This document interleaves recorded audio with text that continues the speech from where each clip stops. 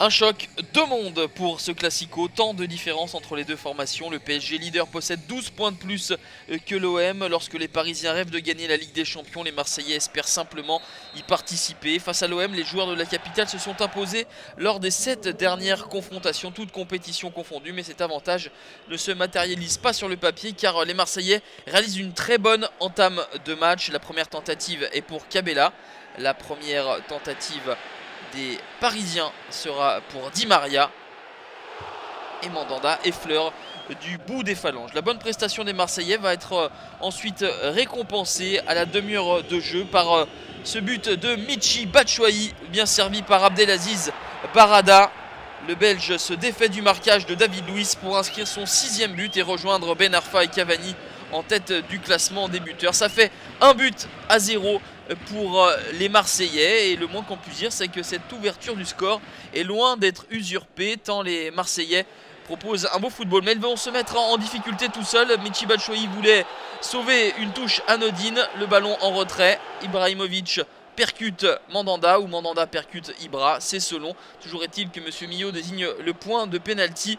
Ibra transforme, inscrit son 3e but de la saison, son 7e lors des Classicos qu'il a disputé. Ça fait un but partout à la 41e minute.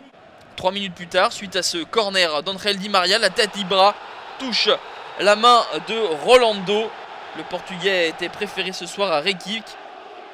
Une main du défenseur central marseillais et un nouveau penalty pour Ibra au même endroit. Ça fait 2-1 pour le PSG à la 44e minute. 109 plus 1 égale 110. Le Suédois devient le meilleur buteur de l'histoire du PSG devant Paoletta.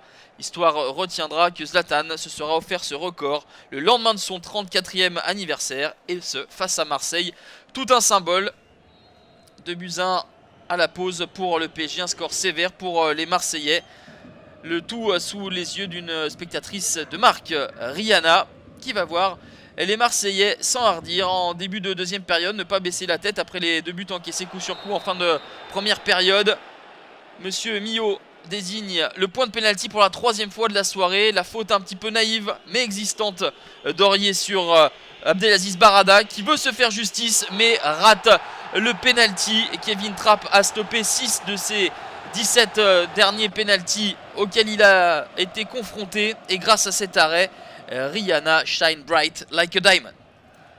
L'OM vient de laisser filer sa balle du 2 partout et de fait le PSG veut enfoncer le clou et marquer ce but du break qui pourrait les libérer avec Angel Di Maria. Mais la frappe de l'Argentin est trop écrasée et passe à côté du montant de Steve Mandanda. Cette rencontre est très alerte, beaucoup d'occasions, beaucoup de rythme.